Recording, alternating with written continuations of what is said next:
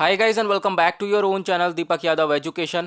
Welcome to the daily current affairs of 31st of December 2020. तो आज है तारीख 31 दिसंबर 2020। आज की तारीख से जितने भी इंपॉर्टेंट करंट अफेयर्स बनेंगे उन सभी करंट अफेयर्स को हम लोग डिटेल में डिस्कस करेंगे। नाउ बढ़ते हैं आगे। और गाइज अगर आप लोग को इस लेक्चर की पीडीएफ चाहिए तो नीचे डिस्क्रिप्शन बॉक्स में आप सभी लोगों को टेलीग्राम का लिंक दिया होगा। सिंपल है, उस लिंक के ऊपर आप जैसे ही क्लिक करोगे वो लिंक एक चैनल के ऊपर ओपन हो जाएगा और उस चैनल पर नीचे की साइड ज्वाइन नाउ का ऑप्शन आएगा। जैसे ही आप उसको दबाओगे आप उस चैनल से ज्वाइन हो जाओगे और सारी की सारी नोटिफिकेशन उस चैनल पर आपको मिल जाएंगी, जो भी वीडियोस वगैरह अपलोड होती हैं हमारे यूट्यूब चैनल के ऊपर। ओके, तो गाइज अभी तक आपने इस यूट्यूब चैनल को सब्सक्राइब नहीं किया है तो रेड कलर का बटन आ रहा होगा ऐसा नीचे की साइड, तो उस सब्सक्राइब के बटन को जरूर दबा लेना। साथ ही साथ बेल आइकन भी प्रेस कर लेना ताकि आप कोई भी वीडियो की नोटिफिकेशन मिस नहीं कर पाओ, क्योंकि यहाँ पर इस यूट्यूब चैनल के ऊपर डेली बेसिस पे ये वीडियो अपलोड होती है। चाहे कुछ भी हो, डेली ये वीडियो अपलोड होनी ही होनी है सुबह 5 बजे। ओके, और उसके बाद 6 और 6:30 के आसपास द हिंदू न्यूज़पेपर एनालिसिस भी अपलोड होता है, यानी कि करंट अफेयर की अब टेंशन खत्म। बिल्कुल सारे करंट अफेयर्स आपको इस चैनल पर मिल जाएंगे। नाउ बढ़ते हैं आगे और आते हैं आर्टिकल नंबर 1 के ऊपर। सबसे पहला आर्टिकल जो है ये ओशन से रिलेटेड आर्टिकल बताया गया है, तो इसको हम लोग डिस्कस करेंगे, लेकिन उससे पहले जान लेते हैं इस आर्टिकल को हम लोगों ने द हिंदू न्यूज़पेपर से लिया है। साइंस एंड टेक के पॉइंट ऑफ व्यू से इंपॉर्टेंट है। ओके, नाउ डिजिटल ओशन एक डिजिटल प्लेटफॉर्म लॉन्च कर दिया गया है हमारे union minister of earth science के द्वारा। ठीक है, तो union minister of earth science ने उद्घाटन कर दिया किसका? एक वेब बेस्ड एप्लीकेशन है, एक मोबाइल ऐप है डिजिटल ओशन का। ठीक है, तो डिजिटल ओशन में काफ़ी सारी इंफॉर्मेशन मिलेगी। ओशन से रिलेटेड जो भी समुद्र है उससे रिलेटेड जितनी भी इंफॉर्मेशन आएंगी, रिसर्चेस होंगी, वो सब आप लोग भी उनके बारे में पढ़ सकते हो इस digital ocean web based application के ऊपर। ओके, ये सब डेवलप किसने किया है? ये सब डेवलप करा गया है INCOIS के द्वारा। नाउ अब ये INCOIS की फुल फॉर्म क्या होती है? Indian national centre for ocean information services, यानी ओशियन से रिलेटेड जितने भी इंफॉर्मेशन होंगी, समुद्र से रिलेटेड जितनी भी इंफॉर्मेशन होंगी, वो सब आपको इस वेब बेस्ड एप्लीकेशन पर मिल जाएगी। तो ऐसा पहली बार हो रहा है ये, तो एक ग्रेट स्टेप भी है। नाउ तो ये जो डिजिटल ओशन है ये first of its kind digital platform, मैंने जैसा बताया ये ऐसा पहला डिजिटल प्लेटफॉर्म लाया जा रहा है जिसके अंदर पूरा कंप्लीट ओशन डेटा मैनेजमेंट के बारे में बताया जाएगा। ओशन से रिलेटेड सारा डेटा आप लोगों को वहां पर मिल जाएगा। ओके, ना उसके बाद यहाँ पर काफ़ी सारा डेटा एनालिसिस, वही चीज़ें बार बार रिपीट करी गई हैं। कैसा data? 3D 4D data, visualisation, data analysis, जितनी भी चीज़ें होंगी, ओशियोनोग्राफी फीचर्स क्या क्या होते हैं, ओशन से रिलेटेड जितना भी डेटा होगा, जितनी भी इंफॉर्मेशन होगी, वो सब इस वेब बेस्ड एप्लीकेशन पर मिल जाएगी। नाउ जो ये डिजिटल ओशन है ये आपकी हेल्प करेगा, ये जो एप्लीकेशन है ये हेल्प करेगा to share the knowledge about the ocean. जैसा कि यहाँ पे क्या होगा, इस एप्लीकेशन के ऊपर ओशियन से रिलेटेड सारी इंफॉर्मेशन भर दी जाएगी, तो ऑब्वियस ही बात है ओशियन के बारे में नॉलेज सारी की सारी शेयर हो जाएगी सभी लोगों से, चाहे वो जनरल पब्लिक हो चाहे वो कॉमन मैन हो। सभी लोग इस एप्लीकेशन के ऊपर फ्री में सारी इंफॉर्मेशन पढ़ सकते हो। That is a very very great step. ठीक है, सभी लोगों को ओशियनोग्राफी के बारे में नॉलेज बढ़ने लगेगी। तो ये था आर्टिकल। नाउ आगे बढ़ते हैं और यहाँ पर वही चीज़ें बताई गई इसके बारे में। ये जो डिजिटल हमारा ओशन एप्लीकेशन है उससे क्या बेनिफिट होंगे, ये एक सेंट्रल रोल की तरह प्ले कर सकता है हमारे sustainable management of our ocean. देखो हम क्या होगा, जब ओशन का कंप्लीट डेटा इसके अंदर आ जाएगा, कंप्लीट हम ओशन को एनालाइज करेंगे तो हमें कमियां भी पता चलेंगी, बहुत सारी चीज़ें होंगी और उसके थ्रू हम लोग ओशंस को मैनेजमेंट कर सकते हैं, ओशंस को अच्छी तरीके से मैनेज कर सकते हैं।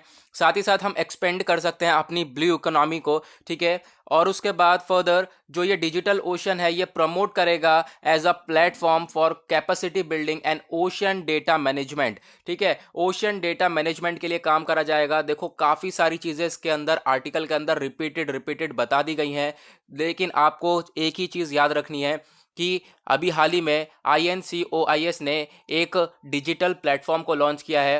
वो क्या नाम है उसका नाम है डिजिटल ओशन। और उस जो प्लेटफॉर्म है, वो जो एप्लीकेशन है, उसके अंदर क्या मिलेगा आप लोगों को? उसके अंदर कंप्लीट डेटा मिलने वाला है ओशन से रिलेटेड। ये चीज़ आप लोग को याद रखनी है। नाउ बढ़ते हैं आगे, आते हैं आर्टिकल नंबर 2 के ऊपर। इस आर्टिकल में बात करी गई है जरी जरदोजी के बारे में। ये जरी क्या होता है, जरदोजी क्या होता है, आप लोग जैसे पिक्चर में देख रहे होंगे, जरी गोटे का काम होता है ना। तो ये जो जड़ाई जड़ाई का काम होता है पूरा का पूरा, इसके बारे में बताया गया है। तो मैं अभी आपको बताऊंगा, काफी सारी इंपॉर्टेंट चीजें इसके अंदर। लेकिन उससे पहले जान लेते हैं, इस आर्टिकल को हम लोगों ने ऑल इंडिया रेडियो न्यूज़ से लिया है। कल्चर के पॉइंट ऑफ व्यू से ये इंपॉर्टेंट है। नाउ जो मध्य प्रदेश की सरकार है उसने ऑर्गेनाइज कर दिया है राग भोपाली एग्जीबिशन। ठीक है, राग भोपाली का एग्जीबिशन लगाया गया जिसके अंदर प्रमोट करा गया जरी जरदोजी क्राफ्ट ऑफ भोपाल को। यानी भोपाल के अंदर एक क्राफ्ट कराई जाती है, कढ़ाई का काम होता है। किस चीज का, जिसे हम लोग जरी कहते हैं, जरी जरदोजी। ये होता क्या क्या है आगे हम लोग डिस्कस करेंगे। लेकिन उससे पहले देख लेते हैं, ये जो एम्ब्रॉयडरी है, ये जो कढ़ाई का काम होता है, ये एक मेटेलिक थ्रेड से होता है।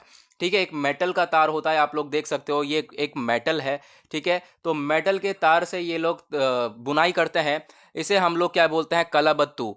ठीक है, एंड फॉर्म्स द जरी। ये क्या बन जाता है, जरी बन जाता है। इस वजह से हम लोग कहते हैं ये जरी का काम है।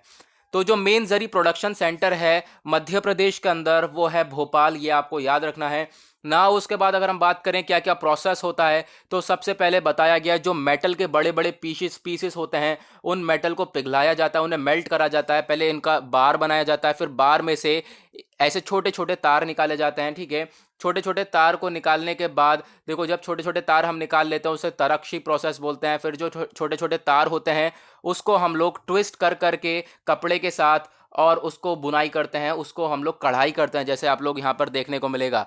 ठीक है, पिक्चर के अंदर ये देखने को मिलेगा, जो छोटे छोटे मेटल के तार हैं, इससे हम लोग जो है यहाँ पर कढ़ाई कर रहे हैं। तो इसका ये कुछ प्रोसेस था। नाउ यहाँ पर आप लोगों को डिफरेंस देखने को मिलेगा, ये जरदोजी क्या होता है, कमदनी क्या होता है और मीना वर्क क्या होता है। तो इनके बीच में डिफरेंस है। ये सारे जरी के वर्क हैं, यानी कि जो भी जड़ाई वाले काम होते हैं, जरी वर्क जिन्हें हम कहते हैं, जो कि कढ़ाई की तरह करवाए जाते हैं मेटल के काम, मेटल वर्क से। ठीक है, ज़्यादातर अगर हम बात करें मेटल के तारों से काम वगैरह करवाया जाता है वो, तो उन्हें हम लोग जरी वर्क कहते हैं। नाउ सबसे पहला आता है जरदोजी। ये पहली फॉर्म है। तो इसमें क्या होता है, बहुत ही ज़्यादा हैवी और बहुत ही ज़्यादा भरे भरे डिज़ाइन होते हैं। ठीक है, बहुत ही ज़्यादा हैवी और बड़े बड़े डिज़ाइंस होते हैं, एम्ब्रॉयडरी वर्क होता है, जिसके अंदर हम लोग तार इस्तेमाल करते हैं गोल्ड का। ठीक है, गोल्ड थ्रेड भी इस्तेमाल करा जाता है, स्पेंगल्स और छोटे छोटे आप कह सकते हो मोतियां वगैरह और गोटे वगैरह का इस्तेमाल करा जाता है पूरी तरह से सजाने के लिए। अगर हम खासकर बात करें तो जैसे कि शादी वगैरह के कपड़े होते हैं, उसके अंदर कढ़ाइयाँ देखने को मिलती हैं हम लोगों को तार वगैरह की, तो उसे हम लोग जरदोजी वाला काम बोलते हैं। ठीक है, हैवी बड़े बड़े कोट्स होते हैं, कुशन होते हैं जो कि हम लोग सोफे वगैरह पे लगाते हैं, पर्दे होते हैं, ठीक है, कर्टेन्स होते हैं। तो इन सब पर ऐसा काम देखने को मिलता है, तार की जड़ाई देखने को मिलती है, तार का जरी वर्क देखने को मिलता है, और उसमें मोतियां वगैरह गोटे वगैरह लगे होते हैं, उसे हम लोग जरदोजी बोलते हैं। ठीक है, दूसरा वर्क होता है हमारा कमदानी। ठीक है, इसमें भी मेटल का इस्तेमाल होता है, लेकिन बहुत ही हल्का काम होता है। यहाँ पे मैंने बताया बहुत भारी काम होता है, गाढ़ा गाढ़ा देखने को मिलता है, सब कुछ मतलब भरा भरा आप कह सकते हो कढ़ाई वगैरह करी जाती है। लेकिन कामदानी वर्क में लाइटर होता है, जो भी निडल वर्क होता है वो बहुत ही हल्का रखा जाता है। जैसे कि कहाँ कहाँ पर इस्तेमाल करा जाता है, जैसे कि साड़ी के पल्लू के ऊपर या फिर घूंघट पे ये जो कढ़ाई वगैरह होती है, हल्की जो छोटे मोटे बॉर्डर्स होते हैं, उसके लिए जो कढ़ाई होती है उसे हम लोग कामदनी बोलते हैं। लास्ट होता है मीना वर्क। मीना वर्क में कंप्लीट जो है वो गोल्ड का थ्रेडिंग होती है, पूरी की पूरी गोल्ड एम्ब्रॉयडरी होती है, जो भी कढ़ाई होती है गोल्ड के वायर से पूरे की पूरी कढ़ाई करी जाती है काम मीना वर्क में। ठीक है, तो ये डिफरेंस था, इसके बारे में पढ़ लेना अच्छे से, याद रखना, ये भी आपसे क्वेश्चन बन सकता है। नाउ नेक्स्ट आर्टिकल की तरफ बढ़ते हैं, इंटरेस्टिंग आर्टिकल जिसके ऊपर हम लोगों ने थंबनेल भी बनाया है आज का। इस आर्टिकल को ऑल इंडिया रेडियो न्यूज़ से लिया है, इकोनॉमी के पॉइंट ऑफ व्यू से इंपॉर्टेंट है। हुआ क्या है, हमारे प्राइम मिनिस्टर नरेंद्र मोदी जी ने अभी कल क्या करा, उद्घाटन कर दिया है एक न्यू फ्राइट कॉरिडोर का। ये फ्राइट कॉरिडोर क्या होता है मैं अभी आपको बताऊंगा। ये फ्राइट कॉरिडोर का उद्घाटन करा, ये कहां से कहां तक चलेगी, न्यू भोजपुर से लेकर न्यू खुर्जा सेक्शन, जो कि उत्तर प्रदेश के अंदर ये दोनों ही जगह हैं, ये कनेक्ट करेगा फ्राइट कॉरिडोर। देखो मैं यहां पर बता देता हूं आप लोगों को, फ्राइट कॉरिडोर क्या होता है, रेलवे लाइन, लेकिन ये मालगाड़ी के लिए। ठीक है, जो मालगाड़ी होती है उनके लिए जो रेलवे लाइन होता है उसे हम लोग फ्राइट कॉरिडोर बोलते हैं। फ्राइट मतलब गुड्स।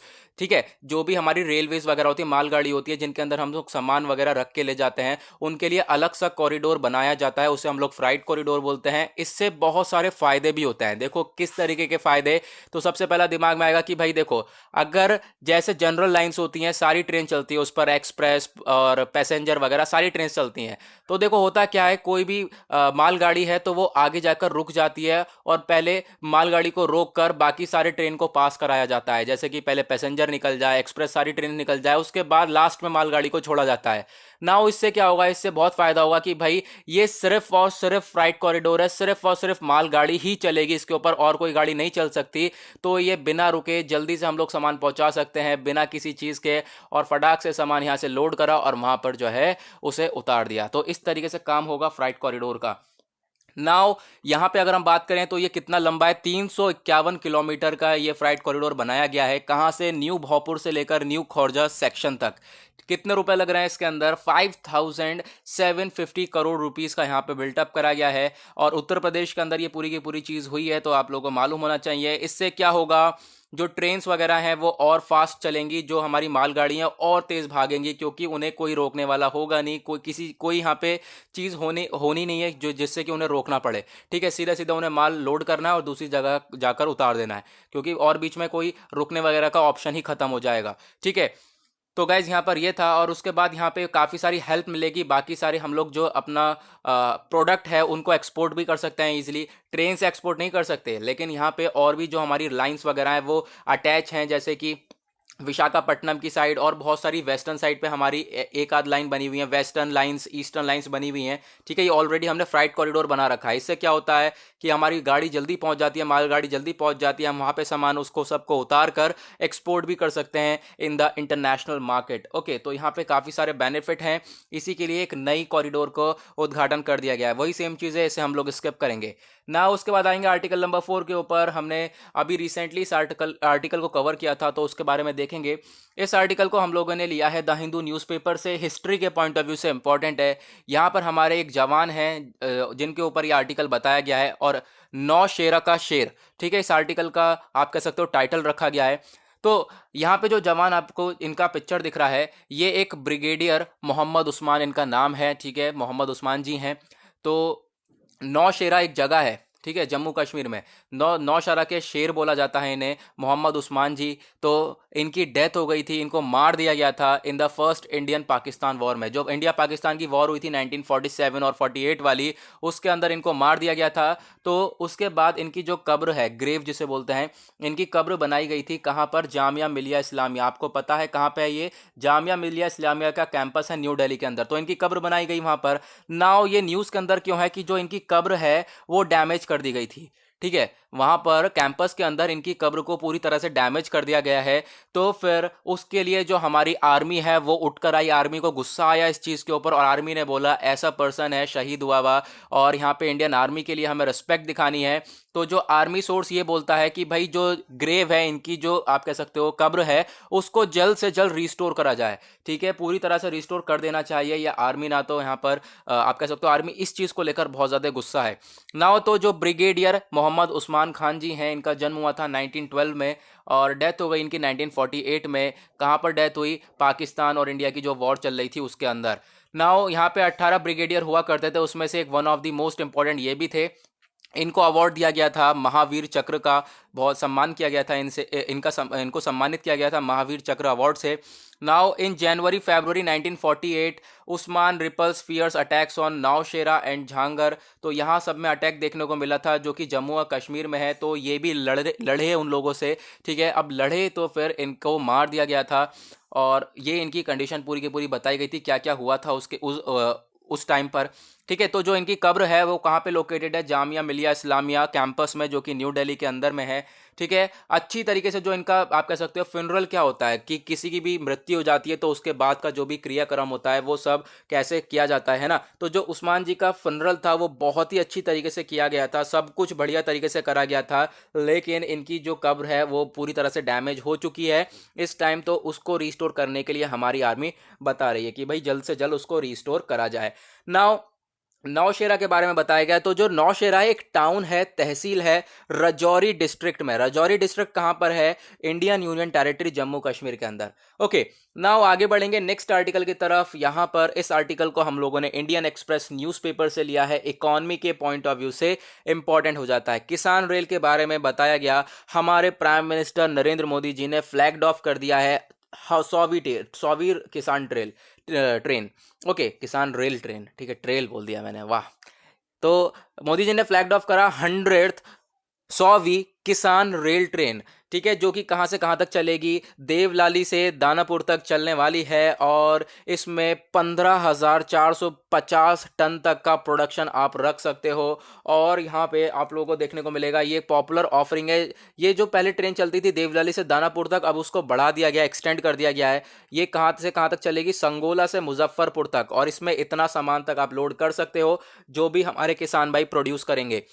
नाउ तो जो ये किसान रेल ट्रेन है, ये क्या क्या लेकर जाएगी, इसमें वेजिटेबल जैसे कि cauliflower, capsicum, cabbage, drum sticks, chillies, onion, ठीक है। साथ ही साथ जो फ्रूट्स होंगे वो भी, सब्जियां, फल, सब कुछ लेके जाने वाली है ट्रेन, जैसे कि ग्रेप्स, ऑरेंजेस, पोमग्रेनेट, बनाना, कस्टर्ड एप्पल, ठीक है।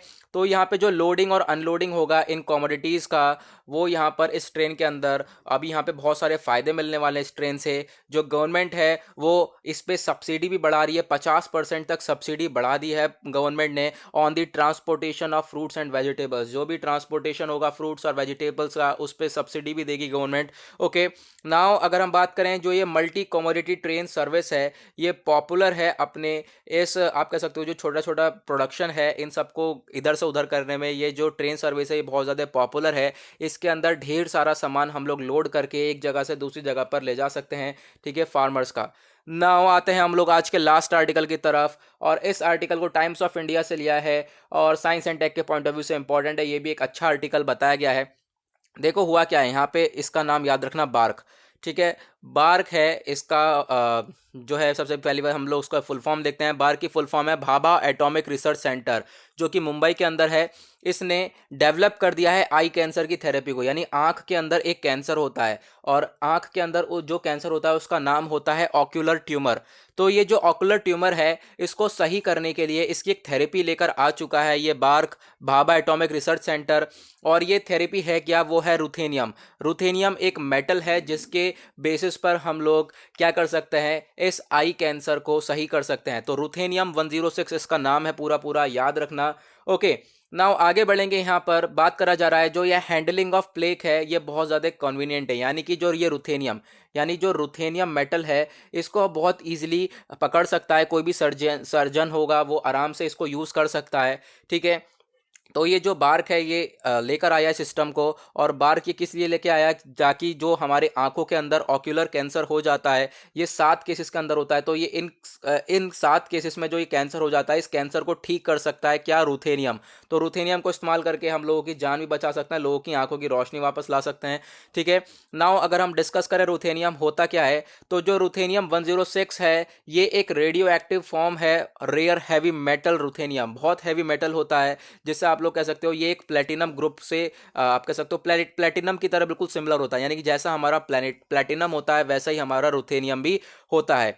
तो जो रुथेनियम 106 है ये प्रोड्यूस करा जाता है by splitting of uranium 235। Uranium, जो कि आप लोगों को मालूम होगा दुनिया का सबसे महंगा मेटल कौन सा है, वो यूरेनियम है, और इसी के थ्रू न्यूक्लियर बॉम्ब्स, यानी कि परमाणु बम, एटम बम बना दिए जाते हैं, ठीक है। तो यूरेनियम से बनता है ये रुथेनियम। यूरेनियम में से हम लोग अलग कर देते हैं, फिशन कर देते हैं और स्प्लिटिंग कर देते हैं, उनमें से अलग कर देते हैं, तो हमारा रुथेनियम बन जाता है। नाउ रुथेनियम को हम लोग इस्तेमाल कर रहे हैं आई कैंसर के लिए, स्किन ट्यूमर के लिए, एज अ थेरेपी। तो यहाँ पर काफ़ी हेल्पफुल देने वाला है, हेल्प मिलने वाली है रुथेनियम से।